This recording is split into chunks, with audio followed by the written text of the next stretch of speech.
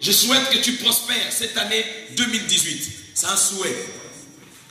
Alors celui qui fait de son année une année de gloire, une année de prospérité, ce n'est pas celui qui souhaite. Mais c'est celui à qui l'on a souhaité. Parce qu'il y a trop d'amalgame là-dessus. Est-ce que quelqu'un me comprend? Je dis bien que celui qui souhaite ne te l'impose pas. Il te souhaite. Faire de ses souhaits un fait, c'est à toi. C'est-à-dire, on te donne un rôle à incarner sur la terre. Parce qu'en fait, la vie de l'homme ne commence pas dans le présent. Dieu commence par concevoir ta vie dans l'éternité. Il finit de construire ta vie dans l'éternité. Après avoir tout conclu, il te prend, il t'introduit dans le présent. Et quand il t'introduit dans le présent, c'est pour vivre à dessein. C'est-à-dire, c'est pour vivre à dessein. C'est-à-dire, je l'éprouve dans la Bible, nous sommes toujours dans le psaume 139, vous descendez plus bas, David est en train de dire, quand j'étais une informe vide, tu me connaissais. Le verbe est conjugué au plus que parfait. Tu me connaissais. C'est-à-dire, il ne m'a pas connu présentement. Quand vous m'avez connu, non. Il te connaît dans le passé. Et le passé dont la Bible parle, ton oncle n'était pas là. Ta tante n'était pas là. Le sorcier qui est à la base de ta souffrance, il était absent. Il dit, quand je te connais. J'aimerais m'adresser à une personne qui est le destinataire de ce message. Je ne parle pas à tout le monde ce matin. Tu peux ne pas l'accepter. Le tout dépend de ta lucidité, en fait. Vous savez, il y a des principes scientifiques, technologiques qui dérivent des principes spirituels. Avant qu'il y ait Internet, il y avait ce qu'on appelait Bluetooth. Et tout le monde en a. Vous pouvez l'avoir dans votre téléphone. Mais moi, je peux l'avoir. Mais il y a le principe pour qu'il y ait transfert de données. Il faut que moi je sois activé et que toi aussi tu puisses être activé. Pour qu'il y ait localisation. Et même s'il y a localisation, cela ne suffit pas.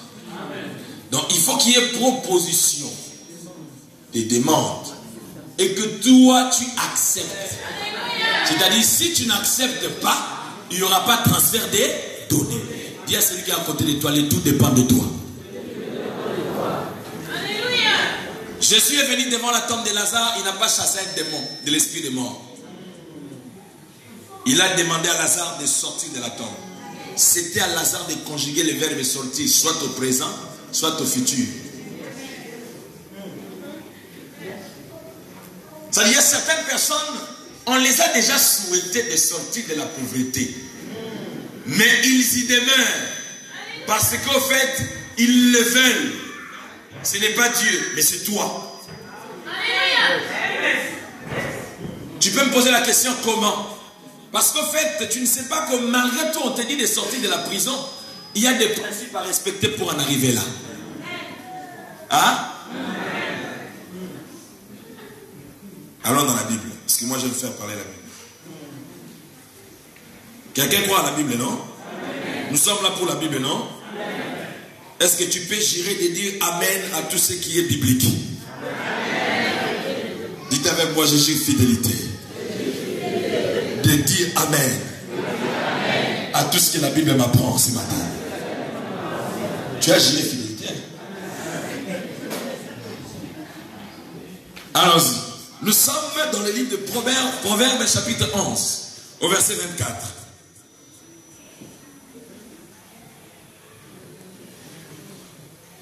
Proverbes chapitre 11, verset 24. Alors, est-ce qu'on peut lire tous gentiment, faire la lecture ensemble? 1, 2, 3.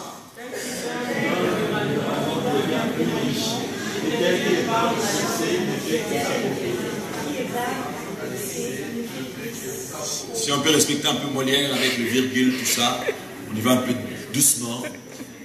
Tel qui donne libéralement devient plus riche, et tel qui part à l'excès ne fait que s'appauvrir. Donc la pauvreté est une volonté. La pauvreté est un état d'esprit par rapport à la manière dont on active notre Bluetooth pour accepter les données que l'on nous donne. Hein? Parce qu'il y a beaucoup de gens qui pensent que la pauvreté c'est le manque. Quand je manque d'argent, c'est alors que je suis pauvre. Je vais te parler de la pauvreté autrement. Quelqu'un qui veut vivre au-delà de ses possibilités, il a un esprit de pauvreté qui le réclame. Si vous allez voir, il y a certaines communautés qui ne prospèrent jamais. Ils sont tous des illusionnistes. Quelqu'un qui pense que parce qu'il a porté Weston, il est riche. Ah? Quelqu'un qui achète une Touareg, il est plus orgueilleux que plus que le PDG des Volkswagen. Ah? Donc il ne vous calcule même pas quoi. Certains démons que nous sommes en train de chasser, nous sommes nous-mêmes à la base. Lis bien la Bible. La Bible dit quoi?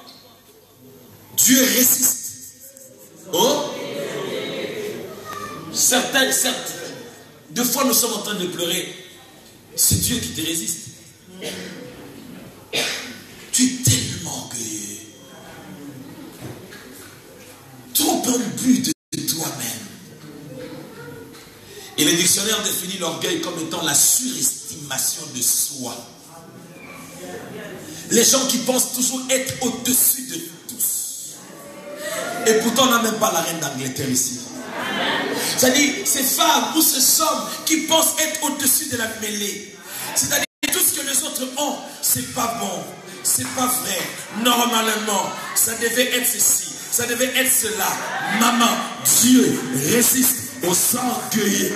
Il fait grâce aux humbles.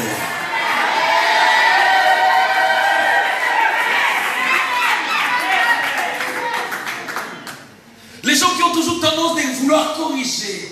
Tu sais, bon, normalement, ici, il a bien parlé, mais normalement, il devait mettre le lait. S'il vous plaît, quand tu es allé à Louvain ou à Louvagnon pour étudier, tu n'étais pas avec moi. Supporte-moi avec mes fautes d'orthographe, avec mes mots. Tout ce que tu as besoin, c'est de recevoir la parole de Dieu ce matin. Est-ce que quelqu'un me comprend? Vous savez, il y a un lépreux orgueilleux qui a failli rater sa bénédiction à cause de son orgueil. Il s'appelle Naaman.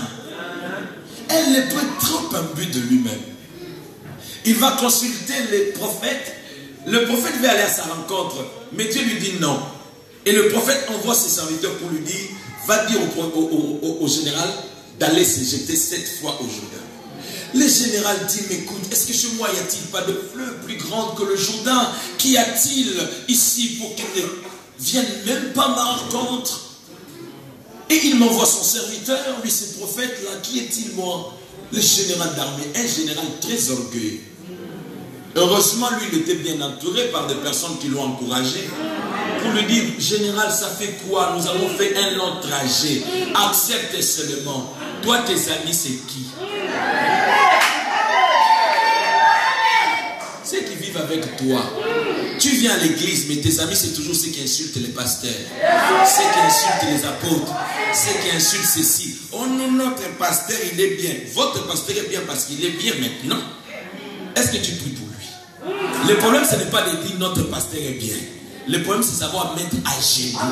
Prier pour que ton pasteur reste comme tel. Ah? Et puis je vais vous donner une vérité que vous ne connaissez pas, parfois qu'on ne vous dit pas, depuis que tu as commencé à prier. Il n'existe pas un bon pasteur sur la terre. Le seul bon pasteur s'appelle Jésus-Christ de Nazareth. La Bible dit quoi? Éphésiens 4. Il a donné aux uns comme apôtres, aux autres comme évangélistes. Docteur, excusez-moi, tu parles français mieux que moi. Comme ça a un sous-entendu. C'est-à-dire, quand on fait les comme, moi j'ai mon fils qui s'appelle Zoé, le fruit de ma vigueur. Quand vous le voyez, c'est ma version améliorée. Mais ce n'est pas moi. Tout le monde, quand il est là, il dit waouh, c'est son père tout craché. Mais c'est pas moi. Preuve que moi je suis lui. Lui il est là-bas, c'est qu'il fait moi je sais pas. Il est comme moi, mais il n'est pas moi. Arrête de chercher un pasteur que tu ne verras jamais jusqu'à ta mort. Oh, les pasteurs coûtent fort ça. Moi, je pense que je ne veux pas prier. Beaucoup de gens pensent que devant le tribunal de Dieu, Dieu va lui demander, ma fille, pourquoi tu ne priais pas? Seigneur, des pasteurs, des escrocs. Dieu va seulement te poser une question. Le jour que tu es né, tu es sorti avec un pasteur. Toi-même d'abord, avant de te faire le juge de pasteur, tu t'es miré en face de la lumière de la parole de Dieu. Tu t'es jaugé. Tu as affirmé que non, moi je suis légitime. Pour juger le pasteur, là c'est calme. Hein? C'est cela Jésus, quand on vient pour lapider la femme adultère, entends les zèles, il regarde les zèles de ces personnes, les motivations de ces personnes. Il dit là, moi la tête que je te dis là, j'ai beaucoup de défauts. Hein? Bon, si toi tu n'as pas, viens, tu prends mon micro, moi je m'assois. Mais si tu en as, laisse-moi prêcher Jésus-Christ de Nazareth. Jésus regarde, il dit, mais qui d'entre vous, Jésus savait que s'il dit qui n'a jamais connu d'adultère, il y aura des vierges qui vont sortir. Papa, moi je ne connais plein d'hommes. Mais attention, tu peux ne pas connaître d'hommes, mais il y a d'autres pratiques que vous faites qui peuvent être, qui peuvent être compensées. Papa, je crains Dieu, moi. Je crains Dieu. Il craint Dieu parce qu'il a fait 5 ans, il n'est pas sorti avec un homme, mais il se masturbe tout le jour. Tu fais la même chose que celui qui va à l'hôtel. Papa, je crains Dieu, papa. Je crains Seigneur. C'est Dieu qui connaît les gens qui le craignent. Il ne faut pas dire que tu crains Dieu. Laisse Dieu témoigner de toi que mon fils et ma fille me craignent. N'est-ce pas? Hein? Dis à celui qui est à côté de toi, ouvre-toi. Mais vous les mariés, tu n'arrives pas à dire à ta femme, c'est quoi? Vous avez des problèmes? Mais profitez de ce moment ici pour arranger ça rapidement, non? Alléluia. Je souhaite, c'est un souhait, que tu prospères à tous les niveaux. Allez de l'avant. On dit la main qui épargne à l'excès. Toi, esprit de pauvreté, je te chasse avant que l'esprit de pauvreté obéisse à ton ordre. Il regarde d'abord ton obéissance et ta fidélité face à la parole de Dieu.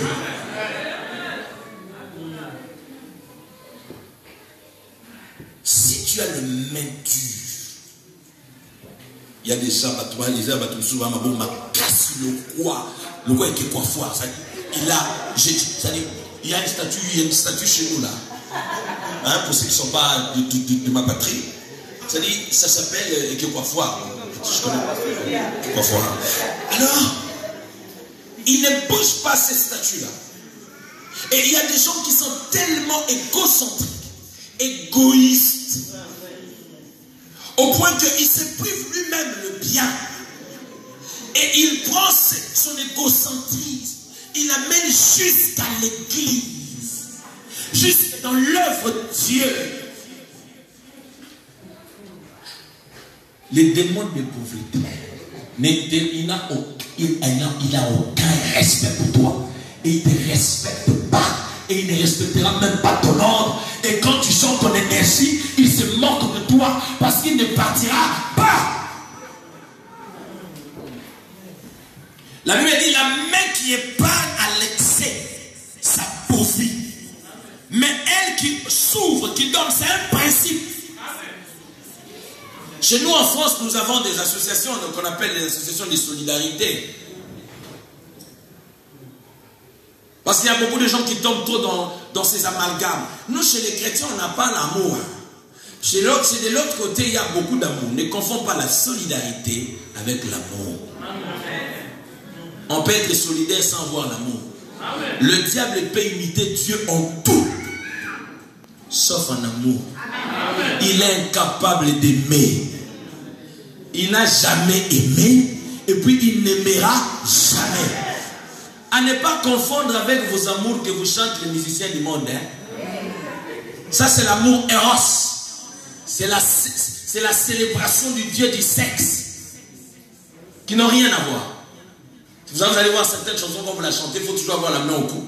Tu t'imagines à un homme que tu ne connais pas. Et beaucoup sont aujourd'hui femmes, ils ont des femmes de nuit, des maris de nuit à cause de certaines chansons. Et il y a même certains leaders de cette musique qui vous disent clairement, moi j'ai fait de la musique sensuelle. La sensualité. Tu as fait 30 ans à Bruxelles. Essaie un peu d'aller sur les dictionnaires. Le mot sensualité signifie quoi? Quelqu'un me comprend? On peut beau jeûner, on peut beau crier, mais il y a des principes quand tu les appliques. C'est-à-dire, tes jeûnes sont accompagnés d'une forte puissance qui peut déclencher beaucoup de choses. J'ai toujours dit aux gens, quand Dieu fait descendre le feu à Mont Carmel pour Élie, ce n'est pas parce qu'Élie était un prophète puissant. Beaucoup de gens oublient ça, ils se confondent. Non. Preuve en est que quand il s'est estimé être le seul prophète, Dieu lui a dit quoi? Élie, tu te trompes. Il y en a encore 7000. C'est parce qu'Élie connaissait la faiblesse de Dieu. C'est-à-dire, Dieu c'est un Dieu de principe. Tu entres dans ce principe, il se soumet à sa propre parole. Il gire sur sa propre parole et il est fidèle à sa propre parole. C'est cela à la croix, quand Jésus voulait rendre l'âme, il a dit à Dieu, pardonne-le. Dieu était obligé de se souvenir de son alliance. Alléluia. Certains parmi nous sont victimes. Quand tu étais dans le monde, tu consultais des tueurs de bonne aventure, tu consultais des marabouts et tu prenais ton argent, tu leur donnais là-bas. Et puis trop souvent les gens sont dans la confusion de penser que quand il arrive chez le Seigneur, Dieu est obligé de tout réparer rapidement. Dieu n'est pas bindo. Il n'est pas Madova non plus. Ou quand tu sèmes 100, tu vas tout pour qu'il te retourne 200. Le souffle qui te donne tous les jours la bonne santé là. Oh non, moi j'ai réussi dans la vie parce que je suis courageux. Tu connais des courageux? Va à Lunda, que vous attendez Lunda là, tu verras des courageux. Les gens qui creusent 100 mètres de profondeur avec le main. Et certains sont morts dedans. Certains sont vivants. Il y a des courageux. Tout est grâce. Si malgré tous les efforts que tu fais, tu arrives à sortir vainqueur de ça, dis merci à Dieu. Et savoir dire merci à Dieu ne se limite pas à dire des lèvres. Il y a un adage qui dit l'amour n'existe pas. Il n'existe que pas des épreuves. C'est nous qui nous dit des épreuves d'amour. Des preuves. L'amour ne se dit pas. L'amour se prouve. Et pourquoi beaucoup de femmes en Europe pètent les plombs? Parce qu'il y a un homme qui lui dit tout le temps je t'aime, mais qui ne lui donne rien. N'est-ce pas les mamans? Hein? Elles sont contentes. Et tu verras, il dit pour faire un petit semblant, oh non mais on dit les fils qu'un petit truc des symboliques. Pasteur, même pas les symboliques. Le